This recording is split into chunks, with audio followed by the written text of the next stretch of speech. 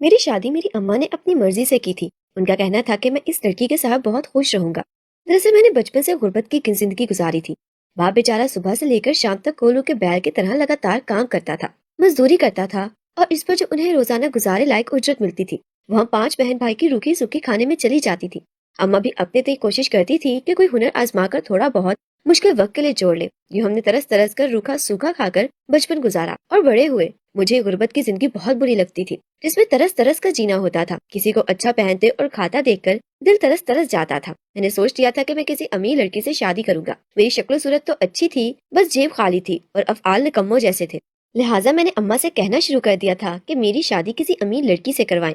اماں یہ سن کے پہلے تو حیران ہوتی، پھر مجھے کوستی اور ڈپٹتے ہوئے کہتی کہ بلی کے خواب میں چھچڑے والی مثال نہ بنو، نہ غریب کی اولاد ہو، غریب بن کر رہو اور غریب کی اوقات جتنے ہی خواب دیکھو۔ وہ کہتی تھی تم خود کچھ پڑھو لکھو، آگے بڑھو، کسی قابل بنو، ایسے نکٹو ہی رہے تو کون پاگل ہوگا جو تم سے اپنی بیٹی یا بہن بیاہے گا۔ اماں کی بات تو 16 آنے درست تھی، لیکن میں بھی پیچھے ہٹنے والا نہیں تھا۔ میں نے بھی سوچ لیا تھا کہ شادی کروں گا تو ایسی لڑکی سے جو امیر کبیر ہو، خوب پیسے والی ہو۔ اپنے اس خواب کو پورا کرنے کے لیے میں نے دن رات اپنے اوپر محنت کرنا شروع کر دی۔ ظاہر ہے آج کل کی لڑکیاں کسی کی جیب دیکھ کر نہیں بلکہ خوبصورت شکل و صورت پر زیادہ ہی مرتی ہیں۔ میری شکل تو تھی ہی اچھی، بس تھوڑا سا خود کو تراش خراش کر پالش کیا تو مزید نکھر گیا۔ پھر 2-4 دن کرائے کے کپڑے اور بوٹ شوٹ پہن کر میں تو بہت ہی زیادہ اچھا دکھنے لگا، اور یوں لگنے لگا جیسے کسی امیر باپ کی اکلوتی اولاد ہوں۔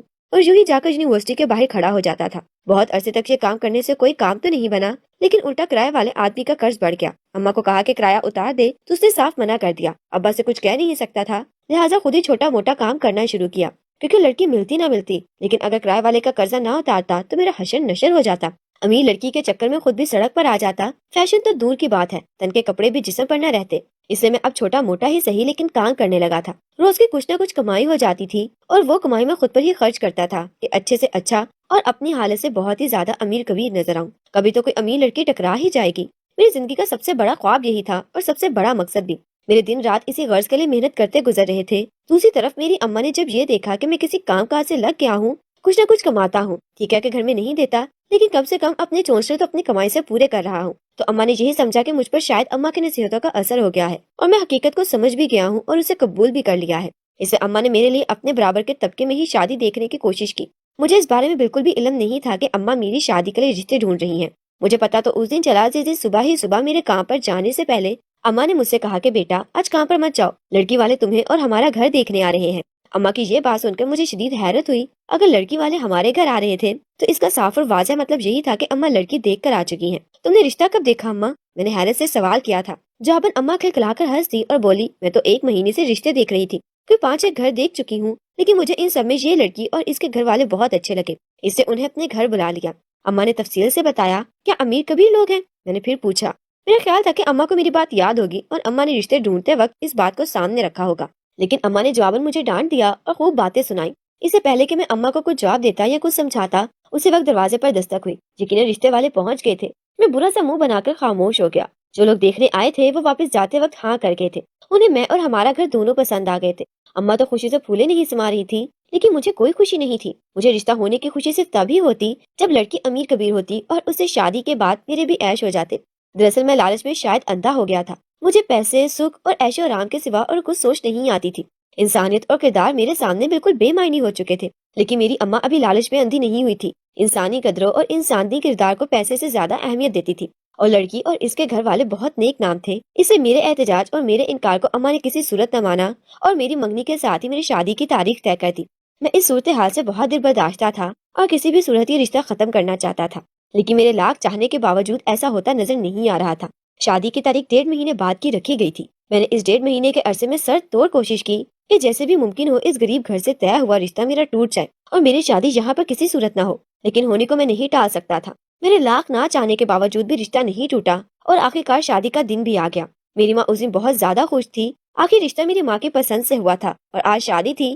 ماں کا خوش ہونا تو بنتا تھا، البتہ میری شادی والے دن بھی میرے چہرے پر نحوست چھائی رہی اور میں سارا وقت منہ پھیلائے بیٹھا رہا۔ میرے اندر اتنی ضد اور حد درمی آ چکی تھی کہ نکاح ہو جانے کے بعد بھی میں یہی سوچ رہا تھا کہ مجھے اسے چھٹکارا کیسے پانا ہے۔ میں سوچتا رہا، آخرکار سوچتے سوچتے میرے ذہن میں ایک شیطانی خیال آیا اور میرے چہرے پر مکروہ مسکراہٹ پھیل گئی۔ مجھے اس دن چاہی شادی اور اس ان چاہے رشتے سے جان چھڑانے کا آئیڈیا مل گیا تھا۔ اب بس اس پر عمل کرنا باقی تھا۔ پھر یہ غریب لڑکی جس سے میری شادی ہو چکی تھی میری زندگی میں کبھی بھی نہیں رہتی اور میں اپنی پسند اور اپنی مرضی سے کسی بھی امیر لڑکی سے شادی کر لیتا اور عیش و عشرت کی زندگی گزارتا۔ منصوبہ تیار کرنے کے بعد میں کافی پرسکون ہو گیا تھا، لیکن اب مجھے رات ہونے کا انتظار تھا۔ میں بے چینی سے وقت کے کٹنے کا انتظار کرنے لگا کہ کب شادی کے دن کی ساری رسمیں پوری ہوں اور دلہن کو کمرے میں چھوڑ کر اپنے اپنے ٹھکانوں پر چلے جائے۔ جب سب اپنے اپنے راستے ہو لیے تو میں نے اپنے منصوبے پر عمل کرنے کی ٹھان لی، لیکن ساتھ ہی نہ جانے کیوں مجھے ڈر بھی لگ رہا تھا۔ ظاہر ہے جو منصوبہ میں نے سوچا تھا وہ اتنا خطرناک تھا کہ کوئی سنتا تو کہاں بھی جاتا۔ مجھے اس وقت جتنی جلدی اس معاملے کو ختم کرنے کی کوشش کر رہا تھا اتنا ہی زیادہ ڈر بھی لگ رہا تھا۔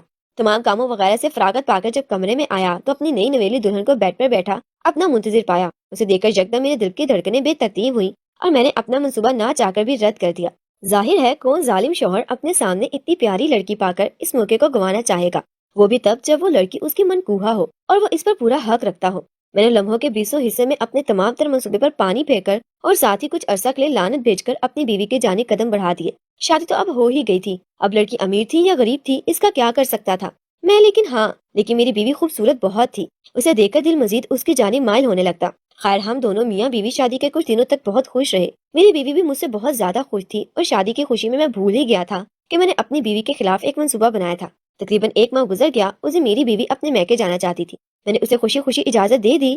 جاتے ہوئے اس نے کہا کہ میرے پاس آپ کے لیے ایک بہت بڑا سرپرائز ہے، بس دعا کیجیے گا کہ اللہ اس چیز کو ہمارا مقدر کر دے۔ میں نے بہت اصرار کیا کہ بتاؤ کیا ہے، لیکن وہ بضد رہی کہ کل بتاؤں گی۔ میں نے بھی زیادہ ضد نہ کی اور اسے میکے چھوڑایا، یہ کہہ کر کہ شام کو واپس لے جاؤں گا۔ واپس گھر آیا تو بہت دنوں بعد مجھے اپنا منصوبہ یاد آیا۔ پہلے تو اپنا سر پیٹا کہ اس پر عمل کیوں نہ کیا، لیکن اب مزید سوچنے کا وقت نہ تھا۔ میں نے سوچ لیا تھا کہ اب ہر حال میں آج رات ہی منصوبے کو پایا تکمیل تک پہنچانا ہے۔ میں اس سمے یہ بھول گیا تھا کہ میری بیوی دراصل میرے لیے خوش قسمت ثابت ہوئی تھی اور ساتھ ہی اس نے کسی سرپرائز دینے کا ذکر کیا تھا۔ میں نے اپنے منصوبے پر کام کرنا شروع کر دیا۔ میری بیوی شام کو اپنے بھائی کے ساتھ واپس آئی، وہ بہت خوش تھی۔ مجھے اس کی خوشی بڑی عجیب لگی کیونکہ آج سے پہلے تو اس کو کبھی اتنا خوش نہیں دیکھا تھا، لیکن مجھے اس وقت ان باتوں سے کوئی غرض نہ تھا۔ مجھے بس اپنے منصوبے کو کامیابی اور رازداری سے مکمل کرنا تھا۔ خیر وہ لمحہ آ ہی گیا۔ کوئی رات کے 2-3 بجے میں واش روم میں گیا اور اپنی آواز بدل کر چلا کر اپنی بیوی کو پکارا۔ میری بیوی اسی وقت گہری نیند میں تھی، لیکن وہ بدلی ہوئی آواز سن کر ہڑبڑا کر اٹھی۔ پہلے تو ادھر ادھر دیکھا، جب مجھے نہ پایا تو فوراً واش روم کی طرف آ گئی۔ میں دروازے کے پیچھے چھپ کر کھڑا تھا اور وہ جیسے ہی اندر آئی میں نے پہلے اس کا منہ بند کیا اور اس کو مارنا پیٹنا شروع کیا۔ میں نے اس کو اتنا مارا کہ بلا آخر اس کی روح پرواز کر گئی، اس کے جسم کی حرکت مکمل بند ہو چکی تھی۔ میں نے اسے لٹایا اور اپنے واش روم کے گٹر میں پھینک دیا۔ اپنا کام ختم کر کے تمام ثبوت وغیرہ مٹا کر میں آ کر پرسکون ہو کر اپنے بیڈ پر سو گیا۔ میں خوش تھا کہ میں نے اپنی غریب بیوی کو مار دیا۔ اب میں دوسری شادی کر سکتا تھا اور کسی امیر لڑکی کو حاصل کر کے اپنے خواب پورے کر سکتا تھا۔ صبح ہوئی تو میں نے چلانا شروع کیا کہ میری بیوی بھاگ گئی ہے۔ یہ بات پہلے پورے گھر، پھر محلے اور اب رشتہ داروں اور بیوی کے گھر والوں تک پہنچ چکی تھی۔ میں رو پیٹ کر ماتم کرنے کا ڈھونگ کر رہا تھا کہ ہائے میری بیوی بھاگ گئی ہے۔ سب لوگ میری بیوی کو برا بھلا کہہ رہے تھے، یہاں تک کہ میری بیوی کے میکے والے بھی اسے لعنت منامت کر رہے تھے کہ کیسی لڑکی ہے، اپنے شوہر کی ناقدری کی۔ میں اندر ہی اندر خوش ہو رہا تھا کہ چلو شکر ہے، جیسا سوچا منصوبہ ویسا ہی کامیاب جا رہا ہے۔ رو پیٹ کر جب فارغ ہوا تو میں اپنے کمرے میں آیا۔ وہاں میرا موبائل بج رہا تھا۔ میں نے 2 دفعہ کال مس کرنے ہونے دی کہ میرا بات کرنے کو جی نہیں ہو رہا تھا، لیکن جب تیسری دفعہ کال آئی تو تب کر کال اٹھا لی۔ آگے جو کوئی بھی بول رہا تھا، اسے جو کہا، اس بات نے سچ میں مجھے حیران کر دیا۔ کوئی آدمی بول رہا تھا جس نے میری بیوی کا نام لے کر کہا کہ آپ کی بیوی کے 1 کروڑ کی لاٹری نکل آئی ہے، کوپن کوڈ لا کر رقم لے جائیں۔ یہ سن کر تو میرے ہوش ہی خطا ہو گئے۔ میں نے جلدی سے بیوی کے میکے فون کر کے کوپن کوڈ کا پتہ کرنا چاہا تو انہوں نے کہا کہ ہاں اس نے 1 سال پہلے ایک لاٹری میں حصہ لیا تھا اور اس کا کوپن کوڈ اس کے بازو میں بندھا ہوا ہے۔ یہ سن کر میں فوراً موبائل فون بیڈ پر پھینک کر واش روم کی طرف بڑھا اور گٹر کھول کر دیکھا تو میری آنکھیں ابل آئیں اور پیروں تلے زمین نکل گئی۔ میں نے ڈر کے مارے ڈھکن وہیں چھوڑ دیا اور واش روم کا دروازہ لاک کر کے بیڈ پر آ کر بیٹھ گیا۔ یہ لمبی سانسیں لینے لگا۔ میں نے ادھر ادھر ڈر کے مارے دیکھا کہ کہیں کوئی مجھے دیکھ تو نہیں رہا۔ میرا پورا جسم پسینے میں شرابور ہو گیا تھا۔ وہ گٹر کا منظر تو میری آنکھوں سے زائل ہی نہیں ہو رہا تھا۔ میرا دماغ فوراً کام کرنا چھوڑ گیا تھا۔ لاٹری کو بھول کر اب ایک اور مصیبت مجھے اپنے گرد منڈلاتی نظر آ رہی تھی۔ میں نے سوچا کہ یہاں سے فرار ہو جاتا ہوں۔ یہ سوچ کر ہی میں نے بیگ میں 2-4 کپڑے ہاتھ آئے میں نے ٹھونس لیے اور بیگ پیک کرنے لگا کہ خیال آئے کہ کوئی پوچھے گا تو میں کیا جواب دوں گا کہ کہاں جا رہا ہوں۔ صبح ہی میں نے اپنی بیوی کے بھاگنے کا ڈرامہ رچایا ہے اور اب اگر چند گھنٹوں بعد خود بھی غائب ہو جاؤں تو سب کا شک یقیناً مجھ پر ہی جائے گا۔ یہ سوچ کر میں سر پکڑ کر بیٹھ گیا کہ میں کیا کروں۔ میرا یہاں رکنا کسی خطرے سے خالی نہ تھا۔ میرے آگے کھائی پیچھے کنواں تھا۔ میرا دل تھا کہ ابل ابل کر باہر آ رہا تھا اور پہلی بار مجھے اپنی لالچ اور خواہش پر انتہا کا افسوس ہوا کہ میں نے اپنی اتنی خوبصورت بیوی کے ساتھ یہ کیا۔ میں نے سوچا دن دہاڑے نکلوں گا تو سب مجھ پر ہی شک کریں گے، لہٰذا رات کا انتظار کرنا بہتر تھا۔ یہ سوچ کر ہی میں نے پیک کیا ہوا بیگ سائڈ میں رکھا اور باہر نکل آیا۔ میں جو تھوڑی دیر رونے دھونے کا ڈرامہ کر رہا تھا اب مجھے گویا ڈر کے مارے چپ لگ گئی تھی۔ اب سب کو دیکھ کر لگ رہا تھا جیسے ہر کوئی مجھے شک کی نگاہ سے دیکھ رہا تھا۔ میں نے بہت مشکل سے دن کاٹا، مجھ سے کھانا تک نہیں کھایا گیا۔ رات ہوئی تو میں کمرے میں گیا اور آدھی رات کے ہونے کا انتظار کر رہا تھا۔ تبھی اماں میرے کمرے میں آئی۔ میں انہیں یوں دیکھ کر چونک گیا۔ اماں کی نظریں مجھے کسی گہری بات کا اندیشہ دے رہی تھی۔ میری ماں میرے پاس بیڈ پر بیٹھ گئی اور اماں نے مجھ سے پوچھا کہ تمہارا چہرہ کیوں اترا ہوا ہے؟ دوپہر سے پریشان لگ رہے ہو، سب خیر ہے؟ کیا ہوا ہے؟ اماں کے اس غیر متوقع سوال سے میں گھبرا گیا۔ میں نے بات بتانے کے لیے کہا کہ جس شوہر کی بیوی بھاگ جائے وہ پریشان نہ ہو تو اور کیا ہو۔ میں نے پریشان سی شکل بنا کر کہا، لیکن اماں نے میری کسی بات کا کوئی اثر نہ لیا۔ تبھی اماں نے پوچھا کہ سچ سچ بتا، تیری بیوی کدھر ہے؟ کیا تو نے اس کے ساتھ؟ اماں کے اس سوال نے میری گویا بولتی بند کر دی تھی۔ میں نے تھوک نکلا اور کچھ کھوٹوں پر زبان پھیری۔ میں سمجھ گیا تھا اماں کے اب شک ہو گیا ہے، اب ان سے فرار کا کوئی راستہ نہ تھا اور اب وہ مجھ سے سارا سچ جان کر ہی دم لیتی۔ میں نے اماں کو پھر اعتماد میں لے کر سب کچھ الف تا یا حرف پر حرف سچ بتا دیا۔ اماں سارا کچھ سن کر ایک دم گویا شوق میں چلی گئی۔ ان سے کافی کچھ بولا نہ گیا اور جب وہ بولا گیا تو وہ بار بار بس ایک ہی سوال کر رہی تھی کہ بیٹا جی تو نے کیا کیا، کیوں کیا، کس مصیبت میں ڈال دیا؟ اب نہیں معلوم کہ سچ کیا ہے، اصل کیا ہے۔ اماں ہائے ہائے کیے جا رہی تھی اور میری جان ہوا ہوئے جا رہی تھی۔ اماں نے کہا کہ مجھے تو لگتا ہے کہ تیری بیوی کوئی جادوگرنی ہے یا کوئی اسیب۔ اماں نے یہ کہا تو میں نے ڈر کے مارے ادھر ادھر نظریں پھیری۔ میں نے اماں کو بتایا کہ میں شہر چھوڑ کر جا رہا ہوں۔ اماں نے بہت روکا کہ مت جاؤ، الٹا مصیبت میں پڑ جاؤ گے وغیرہ، ساتھ ہی ہم غریبوں کو بھی پھنسواؤ گے۔ لیکن میں نے ان کی ایک نہ سنی اور بیگ اٹھا کر گھر سے نکلنے لگا۔ ابھی میں نکلنے ہی لگا تھا کہ میرے نمبر پر میرے سسر کی کال آنے لگی۔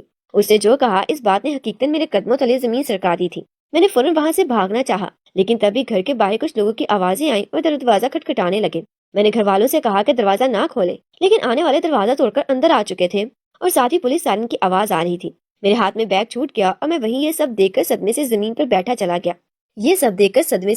بیٹھا چلا گیا۔ میں آنے والوں میں میرے سسر، سالے اور میری ساس بھی موجود تھی۔ میری ساس نے خاموش نگاہوں سے مجھے دیکھا اور وہ جیسے ہی تھوڑا آگے ہو کر سائڈ میں ہوئی، ان کے پیچھے دیکھ کر میری اور اماں کی ایک ساتھ چیخ نکل گئی۔ اسی لمحے مجھے اماں کی وہ بات یاد آئی کہ تیری بیوی شاید کوئی عام انسان نہیں، جادوگرنی تھی یا کوئی اسیب تھی۔ یہ سوچ کر ہی میں کام کیا۔ میری ساس کے پیچھے جو لڑکی کھڑی تھی وہ میری بیوی تھی، اور میرے سسر نے جو بات کال پر کی تھی اس نے یہ کہا تھا کہ تمہاری بھاگی ہوئی بیوی کو ہم لے کر آئے ہیں۔ میری بیوی صحیح سلامت کھڑی تھی اور مجھے اچھی طرح یاد تھا کہ میں نے اس کو مار کر گٹر میں پھینک دیا تھا۔ یہ سب سوچ کر ہی میرا دماغ گھومنے لگا کہ آخر یہ سب کیا ہے۔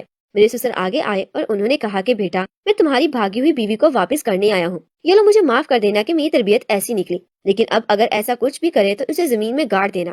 میرے سسر نے میری بیوی کا ہاتھ میرے ہاتھ میں دیتے ہوئے شرمندہ ہو کر کہا، اور میں جو یہ سوچ رہا تھا کہ مجھے وہ لوگ قتل کے کیس میں گرفتار کرنے آئے ہیں، لیکن ایسا کچھ نہ کہا۔ میری بیوی کو میرے پاس چھوڑ کر وہ لوگ پولیس سمیت واپس چلے گئے تھے، لیکن میرے سوالوں کے جواب ابھی باقی تھے۔ میں نے اپنی بیوی کی طرف دیکھا جو خاموشی سے اندر چلی گئی۔ میں نے اماں کو فقط چہرے کے ساتھ دیکھا۔ اماں خود بہت ڈری ہوئی تھی۔ خیر ہم بھی چاہتے نہ چاہتے اندر گئے۔ جہاں میری بیوی بیٹھی تھی ہمیں دیکھ کر اس نے خود بات کا آغاز کیا اور کہا کہ آپ لوگ یقیناً حیران ہوں گے نا کہ ایک مری ہوئی لڑکی جو زندہ سلامت کیسے سامنے ہو سکتی ہے۔ یقیناً آپ لوگوں کو میرے اوپر کسی اسیر سایہ وغیرہ کا گمان رہا ہوگا۔ میری بیوی ہم سب سے خصوصاً مجھ سے کہہ رہی تھی، لیکن اس کے لہجے میں کوئی طنز کچھ نہ تھا۔ میں اور اماں جو اس پر اسیر وغیرہ کا سوچ رہے تھے اسے شاید ہمارے دماغ پر لیے تھے۔ میں اور اماں اس بات پر چونک گئے۔ میری بیوی نے ہم سب کو دیکھا اور کہا کہ میں آپ سب کو بتاتی ہوں کہ آخر حقیقت کیا ہے۔ پھر اس نے بتانا شروع کیا کہ شادی سے پہلے جب میری اماں نے میرے سامنے رشتہ رکھا تھا تو میں راضی نہیں تھی، کیونکہ ایک تو آپ غریب تھے، اوپر سے مجھے یہی گمان تھا کہ آپ بدصورت بھی ہوں گے۔ میں بہت خوبصورت تھی اور چاہتی تھی کہ کسی ایسے انسان سے شادی ہو جو میری قدر کرے۔ میں نے انکار تو بہت کیا لیکن میری ایک نہ چلی۔ جب آپ سے شادی ہوئی تو میں بہت خوش تھی۔ میں نے اپنے آپ کو کوسا تھا کہ کیوں امیری غریبی کو تول رہی تھی۔ میں انسان کا کردار بس اچھا ہونا چاہیے۔ اس کے بعد میں نے جیسے جیسے آپ کے ساتھ وقت گزارا مجھے اندازہ ہو گیا تھا کہ آپ غربت کی زندگی سے بہت تنگ ہے۔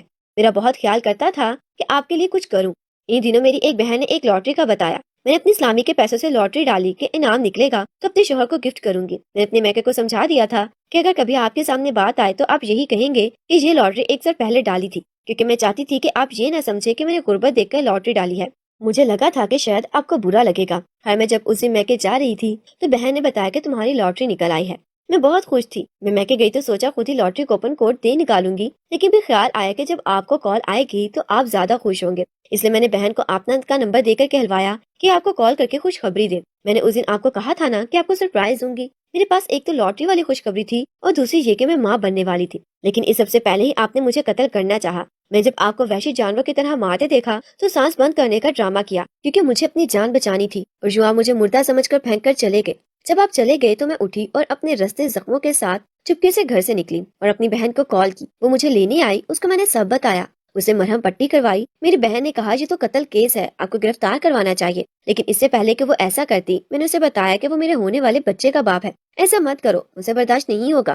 پھر میں نے ایک منصوبہ بنایا، خود کو اغوا کا کیس بنا کر پولیس کے حوالے کیا اور وہاں سے میں کے کال کروائی۔ میرے امی ابو آئے تو ان کو بتایا کہ رات کو شوہر کے ساتھ آئس کریم کھانے گئی تھی، وہاں اغوا ہو گئی تھی اور میرے شوہر کو لگا کہ میں بھاگ گئی، جو میں واپس یہاں آ گئی اور کسی کو شک نہ ہونے دیا۔ میری بیوی نے جب بات ختم کی تو مجھے اور میرے گھر والوں کو حیرت ہو رہی تھی کہ اتنا کچھ ہونے کے بعد بھی وہ واپس کیسے آ سکتی ہے، لیکن پھر مجھے سمجھ آئی کہ میں اپنا اعتماد تو کھو چکا ہوں، وہ بس میرے ہونے والے بچے کی وجہ سے واپس آئی ہے، اور یہ معجزہ ہی تھا کہ میرے اس قدر مارنے اور ظلمانہ رویے کے بعد بھی ہمارا بچہ صحیح سلامت تھا۔ یہ سب سوچ کر ہی میں اپنی بیوی کے قدموں میں گر گیا، اسے سچے دل سے معافی مانگی اور اللہ سے توبہ کی۔ میں نے اپنی بیوی کو کہا کہ مجھے لاٹری میں نکلنے والا انعام بھی نہیں چاہیے، ہم اس کسی غریب میں بانٹ دیں گے اور میں محنت کر کے حلال روزی کماؤں گا۔ اس کے بعد سے میری بیوی نے وہ انعام غریبوں میں بانٹ دیا اور میں نے لالچ سے توبہ کر کے بہت محنت سے کمانا شروع کیا۔ میری بیوی بہت عرصے تک مجھ سے دور رہی تھی، لیکن جب اللہ نے ہمیں ایک پیاری سی بیٹی سے نوازا تو میری بیوی کا دل بھی نرم کر دیا۔